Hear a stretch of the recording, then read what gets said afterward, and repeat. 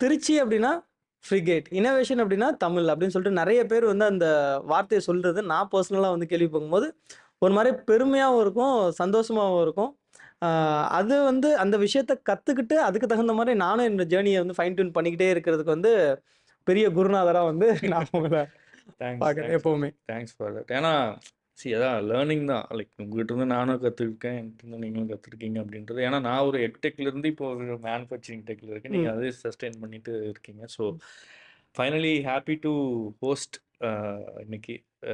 அதாவது எனக்கு வந்து ஒரு எமோஷ்னலாக கனெக்ட் ஆன ஒரு பாட்காஸ்ட்னு இதை வந்து நான் ஓப்பனாகவே சொல்லிவிடுவேன். ஸோ நிறையா விஷயம் வந்து மற்றவங்களாம் வந்து பேசினாங்க, அந்த இம்பேக்ட் அப்படின்றது வந்து மேனுஃபேக்சரிங்ல இம்பாக்ட் கிரியேட் பண்ணலாம், இல்லைன்னு சொல்ல முடியாது. பட் எஜுகேஷனில் தான் உண்மையான இம்பாக்ட் கிரியேட் பண்ண முடியும். ஏன்னா இது வரைக்கும் பேசினவங்க எல்லாமே ஒரு மேனுஃபேக்சரிங்ல இருந்தோ இல்லை ஒரு என்ன சொல்றது பிட்காயின் விஷயமாவும் பேசுகிறோம், விஜய்கிட்ட பேசியிருந்தோம். எல்லாருமே they are creating and impact on some other level.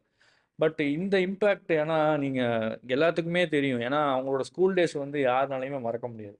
நீங்களுமே இப்போ நான் என்ன கேட்டாலும் சரி, இவங்கள கேட்டாலும் யாரை கேட்டாலும் பார்த்துட்டு இருக்கிறவங்க கேட்டாலுமே அவங்களோட மறக்க முடியாத நாட்கள்னா ஸ்கூல் டேஸ் ஸ்கூல் டேஸ் அப்படிதான் சொல்லுவாங்க. ஏன்னா we always wanted to go back to the roots. Roots சின்ன